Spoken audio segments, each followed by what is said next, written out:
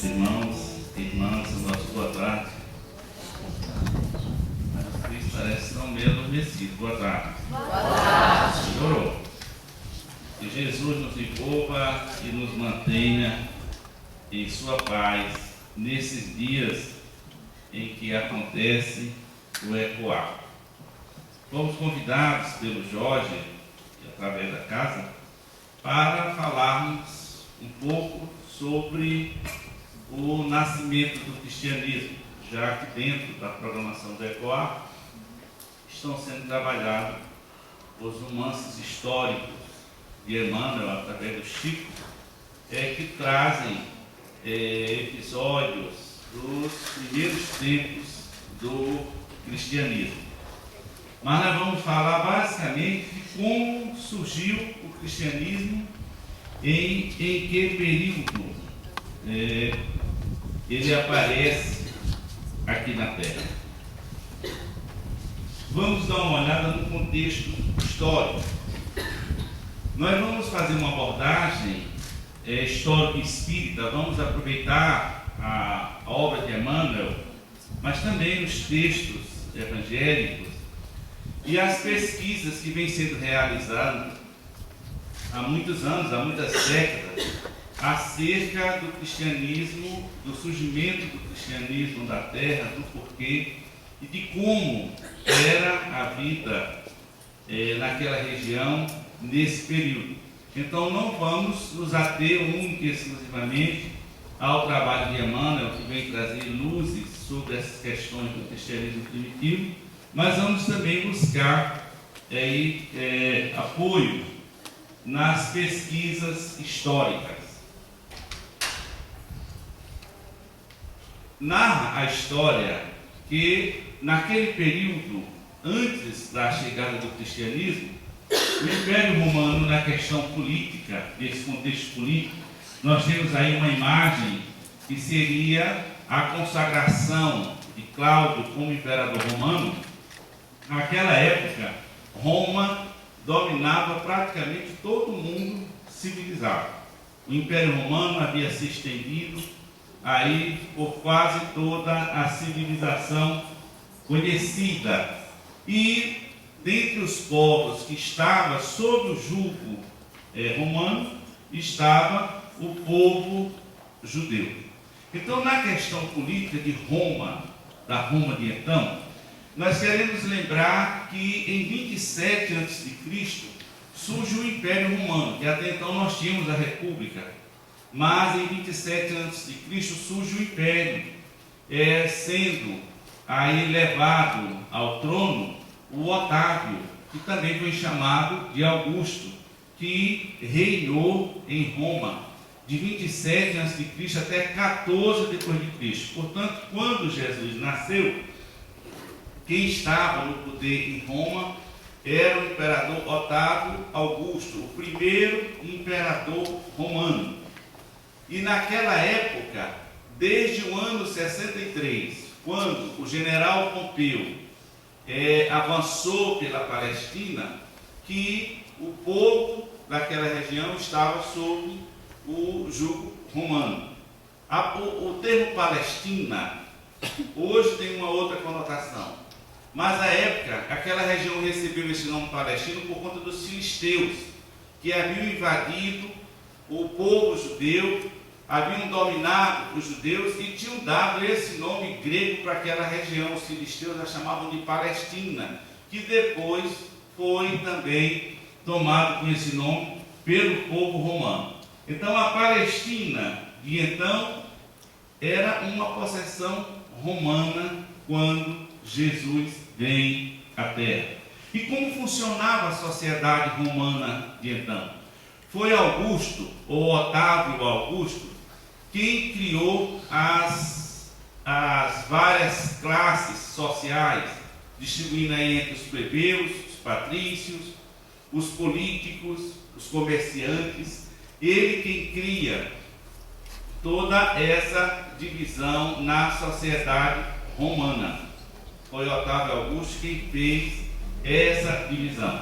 Então, em Roma, você tinha essa divisão. E como era a vida política dentro da Palestina, ou dentro do Israel, ou da Judéia, como queira alguns chamar, era dominada basicamente pelo Sinédrio. Nós temos aí uma imagem que representaria uma reunião no Sinédrio. O Sinédrio não só tomava conta das questões religiosas do povo hebreu, mas ele também discutia sobre as questões administrativas, sobre as questões políticas. Então, dentro do nascimento do cristianismo, nós temos o Império Romano, que vocês vão ver depois, no desenrolar, que tem uma importância fundamental para a propagação do cristianismo, e nós tínhamos aí o povo judeu. E por que Roma se transforma num ponto essencial para essa disseminação do cristianismo? Primeiro, porque unificava todas aquelas regiões. Então, quem pudesse e quem fosse romano, poderia visitar todas elas sem nenhum embargo. Depois, os romanos, eles abriram várias estradas, facilitando aí o trânsito de pessoas. A economia era uma só, pode-se dizer. Então, Roma tem um papel importantíssimo no surgimento do cristianismo. E politicamente era um império, e entre os judeus funcionava o Sinédrio. Mas também para nós darmos uma olhada na questão econômica, que se criou um mito, por exemplo, de que todo mundo era muito pobre naquele tempo, que o carpinteiro não tinha nada. O carpinteiro era uma profissão importante na época de Jesus. Era alguém que construía as casas, que construía os barcos. Então não era o pobre lá da periferia, não. Mas se criou essa questão, e a história desdiz essa questão. Então, sob o ponto de vista econômico, o que é que funcionava para Roma? Funcionava basicamente como exército. Por quê? Porque eles dominavam os povos. Ali, eles traziam muitos como escravos para os trabalhos mais rudes e cobravam impostos desses povos. Para quê? Para sustentar o patriciado, para a sustentação do próprio exército romano, que era mantido por eles. Inclusive, era uma discussão muito grande entre os judeus a questão do pagamento de impostos, a questão dos publicanos, que a gente recorda aqui a figura de Mateus, um dos evangelistas, que era publicano. Lembramos também a figura de Zaqueu, que era chefe dos publicanos lá em Jericó. Era um homem riquíssimo e que enriqueciam cada vez mais, porque além dos impostos que eram estabelecidos, eles cobravam os seus lucros. Porque como é que funcionava a cobrança de impostos naquela época? Era feito um leilão público, havia uma asta. Por exemplo, Roma chegava e dizia: olha, nessa região, por exemplo, de Jericó, nós vamos fazer uma asta pública para a cobrança dos impostos por 5 anos. Digamos que fosse estabelecido um valor de 100 milhões de reais. Então, as pessoas ou os endinheirados concorriam. E aquele que ganhasse a asta pública tinha de imediato que meter a mão no bolso, pagar ao Estado romano, ao erário romano, e depois ele ia cobrar um imposto para se ressarcir.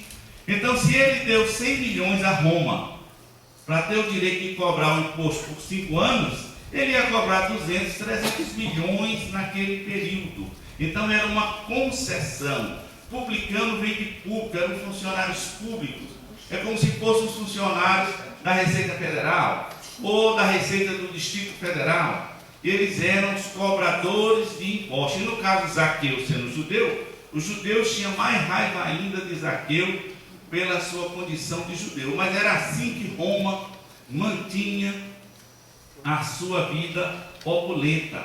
Era arrecadando impostos de todos os povos que eram dominados. Então era essencial para Roma imperial manter o seu exército e cada vez melhor aparelhado para essa dominação. E foi exatamente com Augusto também, nesse período, que foram criados a guarda pretoriana, que era para defender especificamente aí o imperador, ele abriu muitas estradas, mas também promoveu a agricultura, ele promoveu aí a arte, promoveu a indústria também naquela época e o comércio.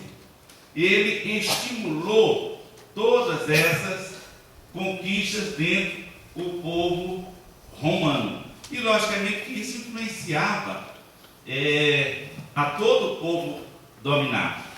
Eu li faz muitos anos, não recordo onde, mas um trabalho que fazia, digamos assim, uma busca sobre quem eram esses povos e quem são hoje. Emmanuel fala alguma coisa em A Caminho da Luz, mas se compara muito o Império Romano nessa busca aos Estados Unidos de hoje, que dominam o mundo. E é interessante você ver qual era o símbolo de Roma. Era a águia, que é o mesmo dos Estados Unidos. Quem se tornou depois o grande aliado de Roma naquela região? Era Israel, que hoje é grande aliado também dos Estados Unidos. Emmanuel fala da migração desses povos, saindo de uma região para habitarem outras regiões. Quem quiser pode dar uma lida em A Caminho da Luz. É uma obra maravilhosa que fala desse processo religioso. Então, o exército era fundamental para a questão econômica do Império Romano. Sendo que, na Israel de então, a atividade era basicamente agropastoril, mas não era só lá. Os estudiosos, os arqueólogos desse campo demonstram que só 5 a 10% da população vivia nas cidades. Então era muito pouca gente. Hoje nós temos mais gente na cidade. Por quê? Porque a tecnologia está suprindo a necessidade de mão de obra no campo.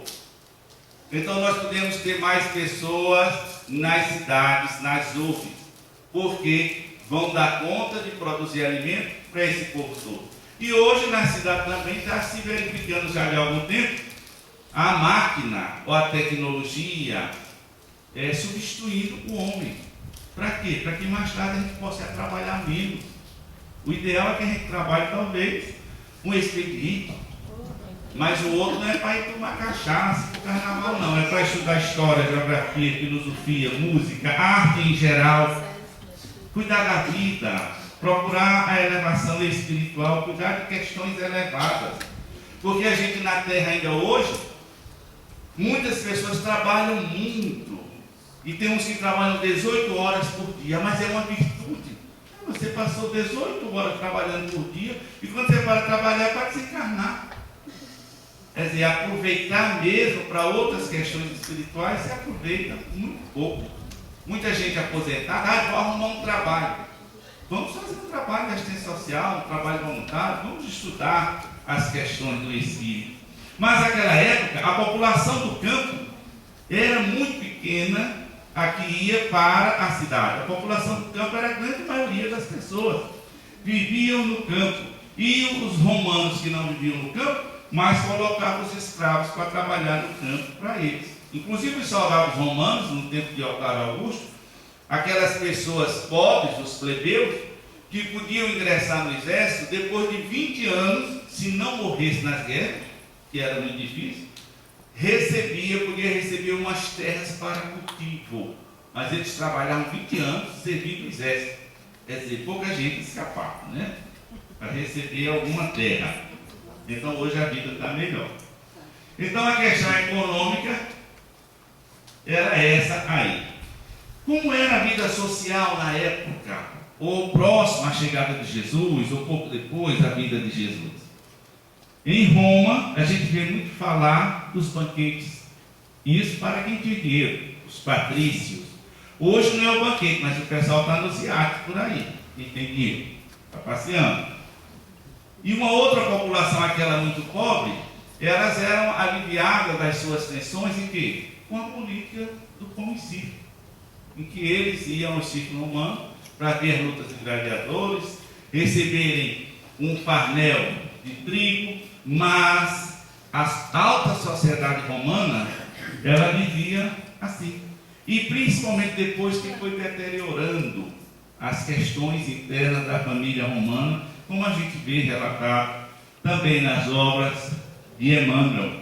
Então, ou seja, o dinheiro, a facilidade, ela propicia esses desregramentos.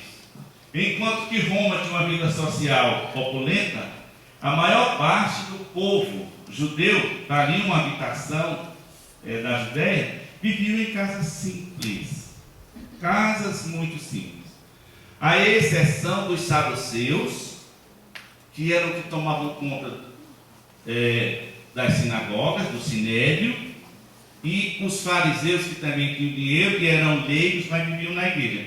Esses viviam ricos, mas o resto das pessoas viviam com pouca coisa, e as casas eram simples. E aqui eu estava lembrando daquela parábola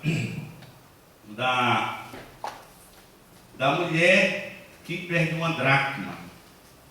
O Evangelho diz que ela perdeu a dracma e que acendeu a lamparina e foi varrer até encontrar a dracma. Porque a maioria das casas simples daquela época, elas só tinham a porta de entrada, não tinham janelas. Essa criança botava uma janela ali. Então a casa era escura. Eram casas muito simples. Então ela, para achar a dracma, teve que acender a lamparina. E ainda teve que varrer.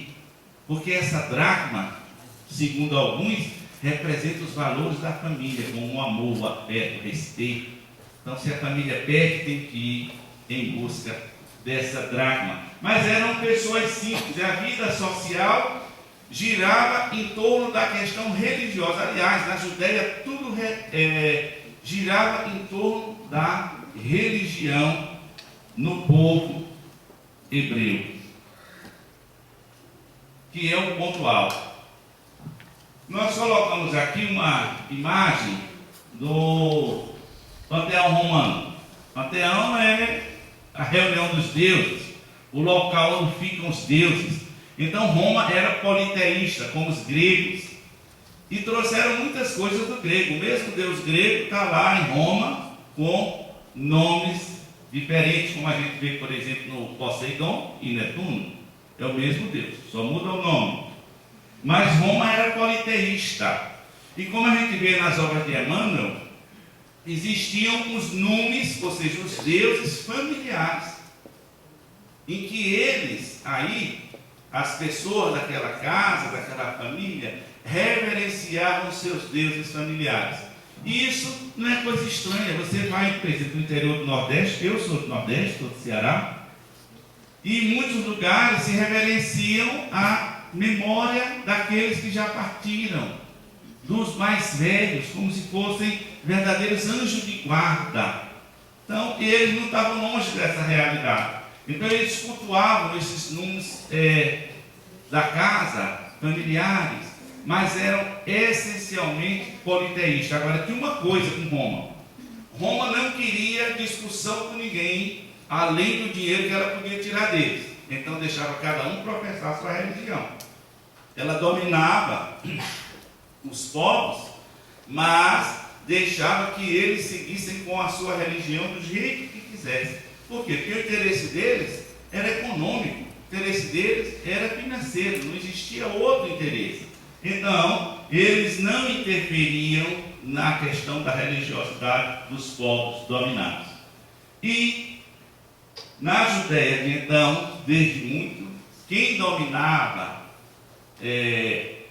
a questão religiosa era o sinédrio. Aí nós temos um busto que foi feito, atribuído aí à imagem de Caifás, que é um personagem muito conhecido, especialmente por ocasião da condenação de Jesus à morte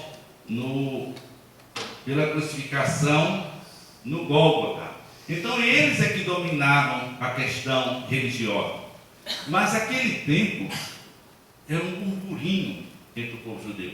Nós vimos aqui no início o Rafael realizando um trabalho em cima de uma obra que trata dos essênios. Os essênios surgiram por volta de 200 a.C., é quando eles aparecem. Eram ascetas, viviam também recolhidos, A alimentação deles, segundo alguns, era vegetariana. Então, eles eram muito rigorosos na sua conduta moral. Mas existiam os zelotes que misturavam política com religião. Os zelotes hoje não, mas há algum tempo seria o povo do PT. Que era aquele pessoal que brigava com o governo que estava lá. Seria a oposição, os zelotes. Inclusive existe um dentre aqueles próximos de Jesus, os apóstolos, é chamado Simão o Zelota. Ou seja, alguém que talvez tenha pertencido a esse grupo político-religioso. Então era um burburinho naquela época, porque haviam muitos pretensos messias. Como tinha profeta e falso profeta em Israel. Era cheio, é tanto que quando dizem que Jesus era o profeta, a maioria das pessoas não acreditam que ele fosse o Messias, mas a questão religiosa, ela permeava a vida do povo hebreu, de mistura com as leis civis criadas por Moisés, como a questão do sábado, que proibia qualquer atividade no dia de sábado, que ia da sexta-feira às 6 da tarde, ao sábado às 6 da noite. Nós temos hoje grupos religiosos vinculados ao cristianismo, não sei como, mas que obedecem à questão do sábado. Mas isso está lá em Levítico. É um livro que nós vamos encontrar na Torá, no Antigo Testamento, que fala dessas questões todas. Por exemplo, a mulher que era apedrejada até a morte pelo adultério, estava em Levítico mandando. O leproso que não podia entrar na cidade, que quando foi escurado, tinha que se lavar e se apresentar ao sacerdote, como Jesus manda que ele vá se apresentar ao sacerdote, está lá em Levítico 24, mandando que ele tomasse banho, fosse mostrar ao sacerdote, porque ele ia verificar se ele estava realmente curado. Daí a 10 dias ele tinha que voltar para fazer uma nova inspeção. Daí a mais 10 dias voltava, e só então podia voltar a vida em sociedade, naquele período. Então está lá em Levítico, essas leis que regiam a vida em sociedade no povo hebreu. Nós vamos encontrar quase tudo lá. E foi dada uma conotação divina, para que as pessoas pudessem aceitar. Então nós imaginemos, nesse período, como é que vivia o mundo, como é que vivia a Judeia, e essa preparação da vinda de Jesus. Nós sabemos que os grandes acontecimentos da humanidade, eles não acontecem de improviso. Há uma programação, há um projeto, existe um trabalho que antecede a sua execução. Em todos eles nós vamos ver essas questões. Por exemplo, para a chegada do Espiritismo, que nós estamos mais, digamos assim, identificados com esse tema, nós sabemos que foi necessário esperar o avanço da ciência para que pudesse dar sustentável ao Espiritismo. E o Espiritismo foi surgir aonde? Na França, em Paris, que era considerado o centro intelectual do mundo naquela época. As grandes mentes ou estavam em Paris ou a circundavam, estavam próximos ali. Então houve toda uma preparação para a vinda de Allan Kardec, preparou a vinda de Leon Denis, foi preparada a vinda de Gabriel Delany, Bezerra de Menezes aqui para o Brasil, como a gente vê lá em Brasil, o coração do mundo, pátria do Evangelho. Então há uma preparação para os grandes eventos da humanidade. E o nascimento de Jesus, a sua vinda aqui na Terra, logicamente que obedeceu a esse planejamento. Nós vamos encontrar no Antigo Testamento mais de 40 citações que falam da vinda do Messias. A mais conhecida é a de Isaías, a mais propagada, no livro de Isaías, que é quem mais fala da vinda do Messias, que iria chamar para si, sobre si, todas as nossas mazelas para a nossa renovação.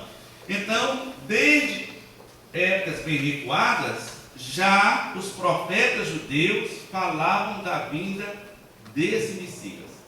Emmanuel revela no livro A Caminho da Luz, num dos parágrafos, num dos subitens, em que ele fala do Império Romano, que seria já ali próximo à vinda de Jesus, ele nos diz que Jesus reúne então os seus, digamos assim, os seus assistentes imediatos, aqueles espíritos que estavam mais próximos dele, no mundo espiritual, para preparar sua vinda à terra.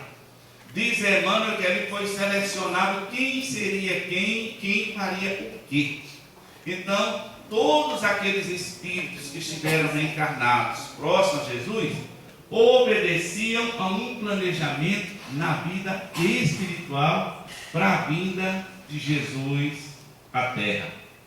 Essa parte, especialmente, nós não vamos encontrar nos livros históricos, mas a mediunidade do Chico, ela é suficientemente confiável para que nós acreditemos nesse evento dessa preparação. Quando nós estudamos os Romances de Emmanuel e cotejamos com os livros de história do cristianismo primitivo, a gente vai observando a clareza da mediunidade do Chico. É uma coisa impressionante. E existem pessoas que estão pesquisando os evangelhos ou o cristianismo primitivo há 30, 40, 50, 60 anos e não fazem outra coisa na vida. É a atividade profissional deles investigarem o cristianismo primitivo. Os eventos que o circundavam, por que surgiu, como surgiu, quem eram as pessoas, por que aquilo aconteceu. Nós costumamos ler o Evangelho, mas não observamos as coisas. Normalmente, quando pega o Evangelho para ler, nós temos o hábito de ler o Evangelho na vertical. Você pega o Evangelho de Mateus e começa do primeiro ao último capítulo, que é o maior Evangelho que nós temos, são 28 capítulos. Pegamos o de Marcos fazendo a mesma coisa, e o de João também. E nós temos 3 evangelhos que são ditos sinóticos, que eles trazem mais ou menos os mesmos temas, que é Mateus, Marcos e João. Mateus, Marcos e Lucas. E temos João Evangelista, que seria o 4º evangelho, que traz a mensagem de Jesus, apresenta um Jesus místico, apresenta um Cristo Salvador, enquanto Mateus, por exemplo, apresenta um Cristo muito histórico. Nós vamos encontrar em Mateus assim coisas extraordinárias, como os 5 discursos, entre eles o Sermão do Monte. Nós vamos ver diferença quando olhamos a horizontalidade, por exemplo. Em Mateus, Jesus subiu um monte, quando ele vai falar das bem-aventuranças. Em Lucas, ele desceu falando disso. Um diz que ele subiu, outro diz que desceu, e ele subiu ou desceu? Isso só vem demonstrar que eles foram escritos em datas diferentes, e alguém achou que desceu, outro achou que subiu. Mas isso não é diferença. Nós vamos encontrar vários textos, várias diferenças entre os evangelhos, mas só confirmam os evangelhos de Jesus. Por exemplo, sobre o nascimento de Jesus, nós temos Mateus e Lucas que falam do nascimento só. Enquanto que um diz que vieram os reis magos, os 3 reis magos para visitar Jesus, o outro diz que foram os pastores e os outros não dizem nada. Então, quando a gente mergulha no Evangelho, nós precisamos buscar esse recurso histórico. E talvez essas cenas do nascimento de Jesus sejam criações, provavelmente, ou pelo menos foram vestidas de muita alegoria. Não é uma questão histórica, não é um fato histórico. Agora, a vida dele, sim, é um fato histórico. E nós recordamos aqui, agora, de um evento acontecido por ocasião da conquista do homem do espaço. A primeira viagem tripulada à Lua. E quando Nixon, que é então presidente dos Estados Unidos, estava em Houston, no Texas, aguardando a chegada da Apollo 11, que ela desacoplou e cai no Pacífico, ele estava, logicamente, acompanhado de muitas autoridades, inclusive algumas autoridades religiosas. E naquele momento ele toma o microfone e diz: senhores, estamos assistindo o evento mais importante da história da humanidade. E nessa hora, um pastor protestante que estava com Nixon, ele pede licença, toma o microfone e diz: senhor, apesar da importância desse evento, eu peço permissão para dizer que o evento mais importante e que vai continuar sendo para a história da humanidade foi a vinda do nosso Senhor Jesus Cristo, presença de Espírito desse pastor protestante. Então Jesus, quando nasceu, ele vem com essa tarefa e tinha uma programação a cumprir. Ele não saiu a esmo. Ele vai elegendo os seus discípulos, vai procurando por eles, porque já estavam programados. João Batista havia sido o seu precursor. Segundo alguns, João teria vivido com Terceiros, que era seu primo, porque João Batista é filho de Isabel e Zacarias, e Isabel era prima de Maria, portanto João era primo de Jesus, e era 6 meses mais velho do que ele, segundo narram os evangelhos. Mas, quando Jesus vem, existia toda essa programação. O acaso não aparece aí. Então ele começa a reunir aqueles que iriam trabalhar com ele. E depois de algum tempo, entre aqueles, ele escolhe 12 para ser os apóstolos. Ele não foi escolhendo os 12, ele só escolhe depois. Depois ele escolhe os 12 para que fossem seus apóstolos. Mas é tudo programado. Quando Jesus vem à Terra, ele passa 30 anos para poder iniciar a sua vida messiânica. Que há uma discussão histórica que ele não nasceu nesse ano. Já que ele nasceu no governo de Herodes, Herodes morreu em 4 a.C., Jesus nasceu antes de Cristo. 5 ou 6 anos antes de Cristo, ele já estava aqui na Terra. É um erro histórico que foi criado depois em Roma. Mas a sua vida messiânica, ele vem trazer a mensagem nova, que é o fundamento da moral esposada pelo Espiritismo, que busca reviver o cristianismo nos dias de hoje. E na sua vida messiânica, ele demonstra o conhecimento que tinha sobre as coisas e o poder, inclusive com os milagres, que são numerosos. O primeiro dele foi as bodas de Caná, onde ele transforma a água em vinho.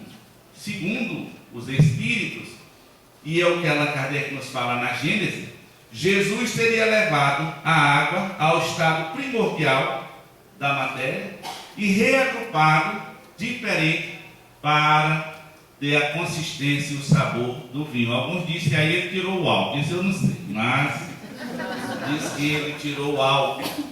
E eu tenho mais. Quando for distribuir o vinho, se a gente lembra, as pessoas reclamam. Ora, mas por que você escondeu o vinho bom? Só distribuiu agora? Ou seja, o vinho tem um sabor diferente. E normalmente você dá um vinho bom, a bebida boa, quando já está todo mundo alto, você dá ruim, todo mundo acha bom. Ninguém presta mais atenção. Mas é um vinho diferente. As curas foram numerosas, como a mulher que estava com hemorragia, que segundo alguns é a Santa Verônica da Igreja Católica. Verônica quer dizer veroícone, ou verdadeira face do Cristo, que é aquela mulher que na subida do Gólgota, quando Jesus cai, ela vem enxugar o rosto e fica no lenço que ela usa para enxugar o rosto, fica a face de Jesus. Isso está guardado na Itália. Então seria a Santa Verônica da Igreja Católica. Mas havia um planejamento. Por exemplo, quando se aproxima a hora derradeira de Jesus, que ele sabia que iria desencarnar naqueles dias, narra o Evangelho que ele estava em Cafarnaum, na Galileia. Cafarnaum fica no norte. Você pega o mapa da região, nós tínhamos os reinos do norte, que tinha Samaria, a Galileia e alguns outros, e os reinos do sul, que era formado por Judá. Jesus nasceu em Belém de Judá, por Judá e Jerusalém. Eram as duas províncias do sul. E os outros todos em cima no norte. E Cafarnaum já ficava em cima, às margens do lago de Genezaré, ou alguns chamam de Mar da Galileia. Na verdade é um lago de água doce, o Mar da Galileia, o lago Quineré, que os judeus chamavam Quineré de Quiner, que achavam ele parecido com uma harpa. Daí o nome lago Quineré, o lago de Genezaré. Então Jesus estava na Galileia, em Cafarnaum, narra o Evangelho.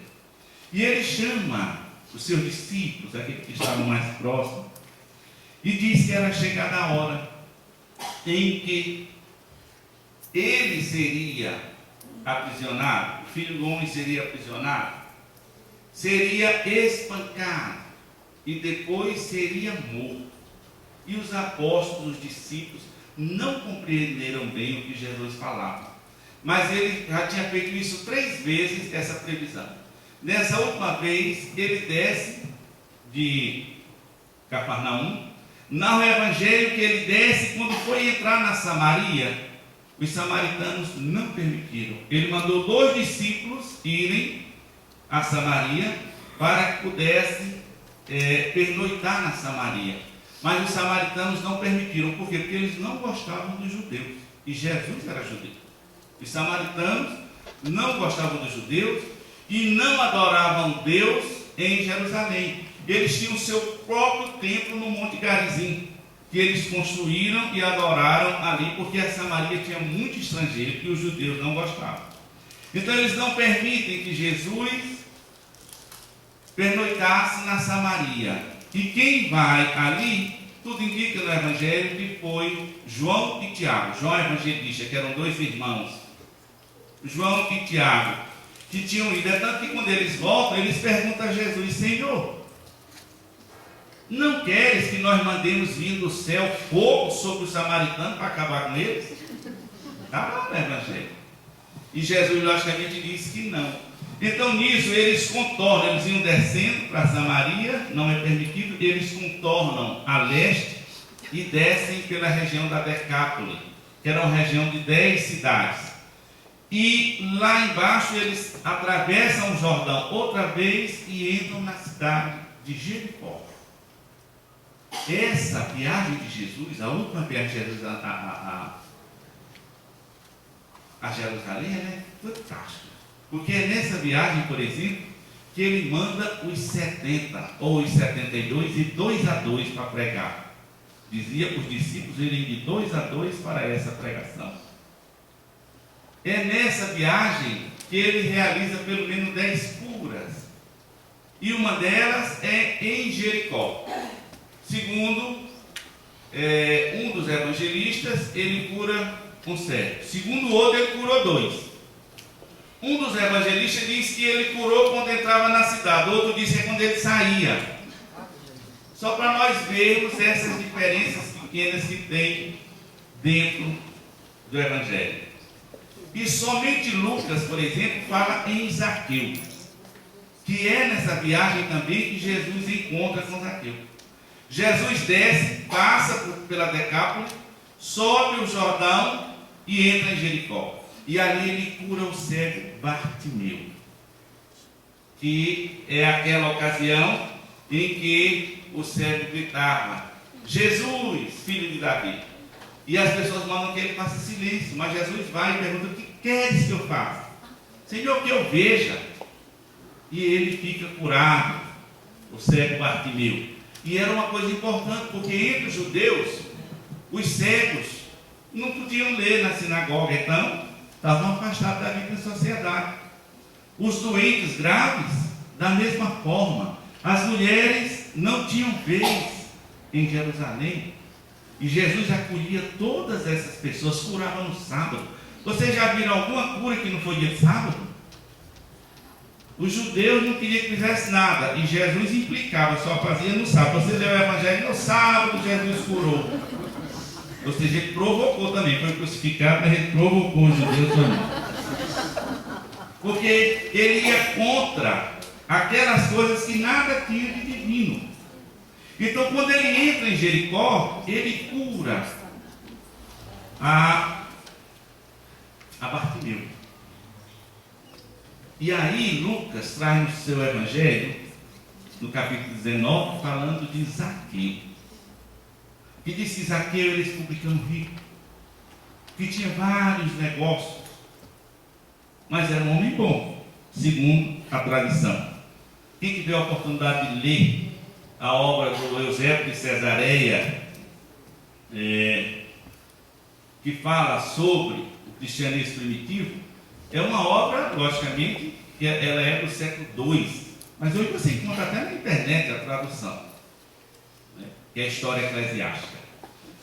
E eles dizem que Zaqueu, naquele dia que Jesus vinha, Zaqueu já ouvira falar de Jesus e tinha vontade de conhecer, porque ouvira falar da sua pregação, quando ele falava desse reino de amor, de luz, quando ele dizia que todos eram iguais. Isso contrariava também o Império Romano. Então Zaqueu alimentava em si esse desejo de conhecer Jesus.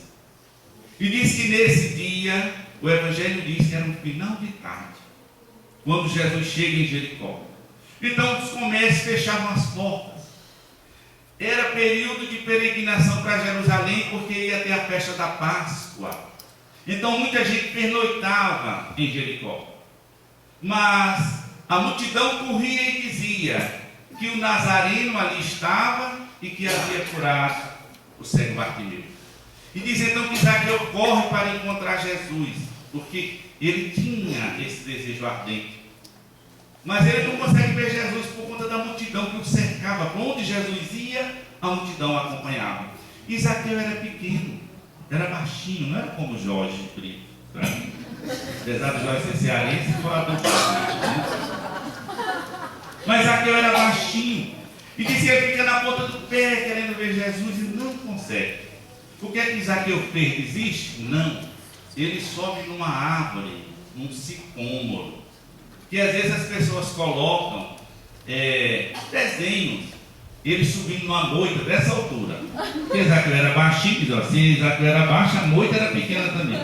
Mas o sicômoro atinge de 25 a 30 metros de altura. É uma árvore alta. Então Zaqueu sobe no sicômoro para ver Jesus. Olha a atitude de Zaqueu. Na dificuldade para encontrar Jesus, ele sobe. E nós precisamos nos elevar para encontrar Jesus. Então ele sobe no sicômoro. E Jesus vinha com a multidão. E logicamente não vinha olhando para cima. Mas diz o Evangelho que quando Jesus chegou embaixo do sicômoro, parou, olhou para cima, você sabia que Zaqueu estava ali. E disse: Zaqueu, desce, pois que hoje eu quero pernoitar em tua casa. E Zaqueu, lógico, desce. Ele era um homem muito rico, era uma das casas mais ricas que tinha em Jericó. E ele vai preparar ceia. E não só ceia, mas acomodação para Jesus e os seus apóstolos. E é ali que Jesus conta a parábola dos talentos, que em Lucas aparece um outro título, com a parábola das minas, mas é a parábola dos talentos, que Jesus conta a parábola na casa de Zaqueu. Interessante, Jesus visitou muitas casas na sua vida messiânica. Ele esteve na casa de Jairo para curar sua filha, como se diz, ressuscitar sua filha. Jairo o convidou. Na casa de Pedro, a convite também ele esteve, curou a sogra de Pedro. Ele esteve na casa de Mateus, o Levi, o cobrador de impostos, mas Mateus que o convida para lhe dar um banquete. E ele visita para outras casas, como a dos irmãos em Betânia, de Marta, Maria e Lázaro, mas a convite. Segundo os evangelhos, ele deve ter visitado muitas outras casas, mas das visitas que ele fez que estão no evangelho, a única casa que Jesus se convidou foi a casa de Zaqueu. Ou seja, Zaqueu buscava Jesus, mas Jesus já buscava Zaqueu, porque havia um projeto, uma programação. Porque Jesus iria passar por Jericó, porque iria encontrar com Zaqueu, porque iria pedir para pernoitar lá e ali iria encontrar a parábola dos talentos. E segundo Eusébio de Cesareia, na sua história eclesiástica, diz que Zaqueu se converte ao cristianismo e foi bispo de Cesareia Filipe, Cesareia Marítima. Esteve em Cesareia Marítima como bispo depois. Nós vamos encontrar uma mensagem de Zaqueu, melhor dizendo, de Leão Tolstói, através da Ivone do Amaral Pereira, falando do encontro dele, Tolstói, com aquele que foi Zaqueu na vida espiritual, ele falando desse encontro de Jesus. E qual foi o resultado desse encontro com Jesus na sua vida? Qual foi o desdobramento desse encontro com Cristo para ele? Segundo a dona Ivone do Amaral Pereira, Zaqueu esteve reencarnado no Brasil como Bezerra de Menezes. Inclusive, nós escrevemos um artigo sobre esse tema há uns 2 anos, um ano e pouco, acho uns 2, publicado no Reformador, com o título Zaqueu, amigo íntimo de Jesus. Porque ele se torna íntimo. Você para ir jantar na casa do Zaqueu, dormir na casa do Zaqueu, contar uma parábola como a parábola dos talentos. Zaqueu era amigo íntimo, se torna amigo íntimo de Jesus. Então havia toda uma programação. E dali, que Zaqueu já o acompanha, ele segue para Jerusalém. Passa em Jerusalém, vai a Betânia, que fica a uns 12 quilômetros de Jerusalém, e ali, na casa dos irmãos Marta, Maria e Lázaro, que é uma casa que ele frequentava sempre, é um dos momentos em que a mulher está lá registrando o evangelho, vem ungir Jesus, lava seus pés e enxuga com os seus cabelos, que alguns atribuem a Maria Madalena, e dizem que Maria Madalena ou Maria Magdala é a prostituta. Não há nenhuma passagem do evangelho que autorize dizer que Maria Madalena era prostituta. Não existe. A história registra que quem criou a Maria Madalena prostituta foi a Igreja Católica no século V. O Papa, porque naquele tempo o papado havia sido recém-criado, né? Nem o Papa era o dirigente, o papado surge mesmo aí depois do ano 600. Mas naquele período havia um culto muito grande a Maria Madalena e estava sobrepondo a imagem de Pedro, que representava a igreja católica nascente, que tinha nascido por volta do ano 390 depois de Cristo. Então ele foi e disse, não, mas ela é a prostituta, que era para as pessoas pararem de cultuar Madalena. Mas os evangelhos não autorizam, e o Concílio Vaticano de 64 já diz que foi um equívoco, que Maria Madalena não é a prostituta. A própria igreja hoje reconhece que Madalena não é a prostituta. E João Evangelista, no seu evangelho, ele diz que era a mulher que ungiu Jesus e enxugou os seus pés com o cabelo, que era Maria, irmã de Marta e de Lázaro. João Evangelista traz o nome. E por que João traz o nome de tantos personagens desse evento da vida de Jesus? Segundo os estudiosos, João Evangelista escreveu o último evangelho. Quando ele escreveu, essas pessoas já tinham morrido. Quando Mateus escreveu seu evangelho e os outros, por exemplo, Pedro estava vivo. Então, se dissesse que tinha sido Pedro que cortou a orelha do soldado, Pedro podia ser preso e perseguido. Mas João Evangelista diz que lá no Getsemane, quando vem prender Jesus, que desembainhou a espada, João diz que foi Pedro que puxou a espada e cortou a orelha de quem? De Malco. era o nome do soldado. Só João Evangelista traz o nome. Assim como nesse episódio, só ele traz o nome de Maria, porque ele já tinha morrido. Então a mulher que unge Jesus, segundo João Evangelista, é Maria, irmã de Marta e de Lázaro, e não Maria Madalena, e Maria Madalena não seria a prostituta. Mas depois desse evento, que ele vai depois ao Getsemane, aí é quando ele é preso. Foi preso e foi crucificado pela sua mensagem. E ele sabia que estava planejado essa desencarnação dolorosa, a crucificação, que era um método romano. Por isso se diz, hoje os historiadores dizem que quem matou Jesus não foram os judeus. Quem matou Jesus foram os romanos. Mas quem induziu foram os judeus. Alguns dizem até que não tinha esse nome de Judas. O traidor era outro nome. Judas vem de judeu, que era para colocar a culpa nos judeus. Alguém fez isso em algum momento, segundo alguns pesquisadores. Então Jesus, quando ele faz essa última viagem, ele sabia que estava indo em direção à crucificação.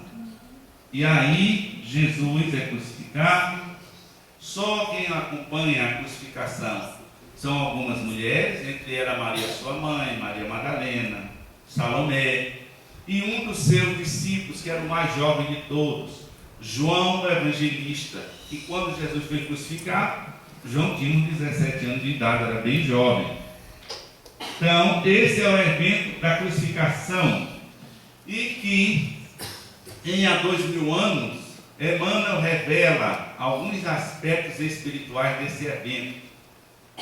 Quem lembra, ou quem ainda não leu, nós vamos ver Lívia falando, Emmanuel falando da visão que Lívia teve, a visão espiritual, dos espíritos luminosos vindo ao encontro de Jesus, que era uma coisa maravilhosa, que cantavam hinos belíssimos, vinham ao encontro de Jesus. Esse é o lado que a história humana não pode revelar.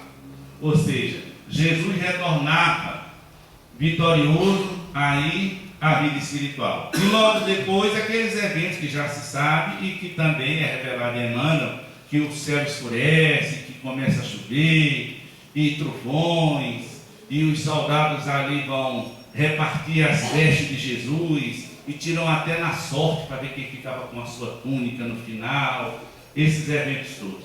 Mas a crucificação, ela encerra o período da vida messiânica de Jesus aqui na terra. Mas ainda não tínhamos cristianismo. Até aí não existia cristianismo. O cristianismo, historicamente, ele surge após a crucificação, com a ressurreição. Essa imagem é um quadro de Caravaggio, em que Jesus, aí aparece a Maria Madalena, ou a Maria de Magdala, que no Evangelho de João, ele retrata, igual os outros evangelistas também falam, inclusive em outros personagens, mas especialmente em João, ele diz que então Maria, vendo que o túmulo estava vazio, ela chora.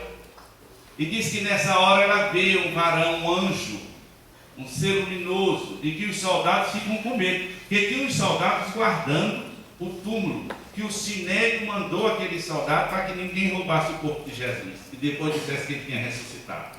Mas os soldados ficam assustados.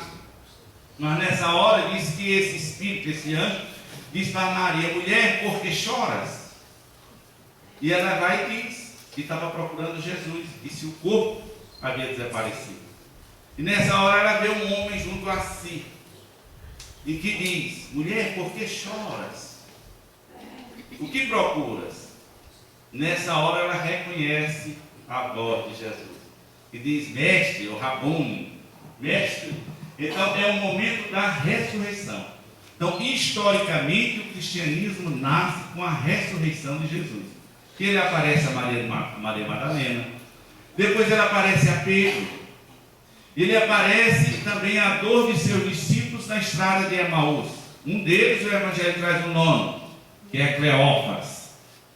O outro, segundo os pesquisadores, seria Maria, mulher de Cleófas. Não disseram o nome dela porque para a mulher não tinha importância, mas seria um casal, que é em Emaús que Jesus come peixe e pão com eles ali, materializado. Na hora que Jesus partiu o pão, é que eles reconhecem, e era fim de dia aquilo. É tanto que eles dizem: Senhor, fica conosco, o dia já vai, a noite já vem. Eles pedem para que Jesus permaneça, e é quando eles reconhecem. Então o cristianismo historicamente nasce com a ressurreição. Por quê? Porque toda a doutrina do cristianismo está assentada na ressurreição de Cristo. Todo o cristianismo, a base dele não é a mensagem de Jesus. A base do cristianismo histórico é a sua ressurreição. É provar que a vida vai além da morte física e que o Espírito sobrevive. Então, o marco inicial do cristianismo é exatamente aí a ressurreição, em que ele aparece. Aqui é outro quadro em que aparece ele e Maria de Magdala. E a partir daí nós vamos ter aqueles outros desdobramentos. Os apóstolos vão eleger alguém para o lugar de Judas, como está lá em Atos dos Apóstolos, no capítulo 2, em que eles elegem Matias para tomar o lugar de Judas e voltar a compor o colégio dos 12 apóstolos. E aí nós vamos tendo algumas notícias do cristianismo. Uma coisa interessante: qual a grande importância também das obras de Emmanuel? Historicamente, nós não temos quase nenhuma informação do cristianismo na década de 30 e de 40. Não existe praticamente nada. O que nós temos sobre o cristianismo é a partir da década de 50, quando Paulo começa a escrever suas cartas. Aí nós tomamos conhecimento do cristianismo. Até então, nós temos algumas coisas em Atos dos Apóstolos, mas que não situa historicamente e que não referenda as fontes. Então, historicamente, nas décadas de 30 e 40, nós temos pouca informação. Daí o grande valor das obras de Emmanuel, inclusive das discussões históricas. Há uma grande discussão, por exemplo, que não vale nada, segundo Emmanuel nos diz em A Caminho da Luz, para saber quem escreveu o primeiro Evangelho. Até 1800, quem escreveu o primeiro Evangelho dizem que foi Mateus. A partir daí surgiu uma corrente para dizer que é Marcos, e hoje em dia a maioria dos historiadores aceitam que seja Marcos, o primeiro evangelista. Mas uma corrente nova de pesquisadores, nova que eu digo é de 40 anos para cá, em termos históricos é nova. Eles começam a reafirmar que não, que o primeiro evangelho é o de Mateus, realmente, e que ele seria a tal da fonte que, um dos outros apóstolos foram buscar informação para escrever os seus. E Emmanuel diz isso nas suas obras, quando ele diz que Mateus, ele fala das anotações do Evangelho de Mateus e Levi, está lá em Paulo Estevão, que é oferecido a Gamaliel, que é oferecido a Estevão. Então Emmanuel afirma que foi Mateus, e hoje os investigadores da história começam a admitir que foi Mateus. Por exemplo, Lucas não conheceu Jesus, escreveu o que ouviu de Maria, mãe de Jesus. Marcos não viu Jesus. Marcos, segundo os historiadores, os pesquisadores, Eusébio Cesareia dizia isso, Marcos escreveu o Evangelho de Pedro. Marcos escreveu a partir do que ouvia de Pedro. Pedro foi dizendo e ele foi colocando. Então aqui não tem uma ordem. Sobe, desce, vai e vem, que era a minha que o outro ia lembrando. Então nós podemos mergulhar nessa história do cristianismo para termos mais conhecimento. Mas lembrando com Emmanuel em A Caminho da Luz, que isso não tem uma importância fundamental. A importância mesmo do cristianismo primitivo é nós vermos os atos heróicos de um Estevão, de um Paulo que por décadas lutou em favor da implantação do cristianismo, de um Pedro, de uma Maria de Magdala, que se dedica inteiramente à divulgação da mensagem de Jesus. Nós buscarmos nesse cristianismo primitivo essa energia que nos renova, para nós sabermos que vale a pena resgatar esse cristianismo colocando na nossa vida diária, praticando o dia a dia. Porque o Espiritismo ele veio para restabelecer a mensagem de Jesus. Então não temos doutrina espírita, conforme Allan Kardec nos deixou, sem a prática, o estudo, a meditação e a prática da mensagem de Jesus. Que Ele nos abençoe, nos ilumine, nos dê sua paz. E claro, aquilo que nós falamos para vocês, são só lampejos do muito que podem pesquisar e estudar e buscar no exemplo desses grandes ícones do cristianismo primitivo, alento para a nossa própria transformação. Capaz.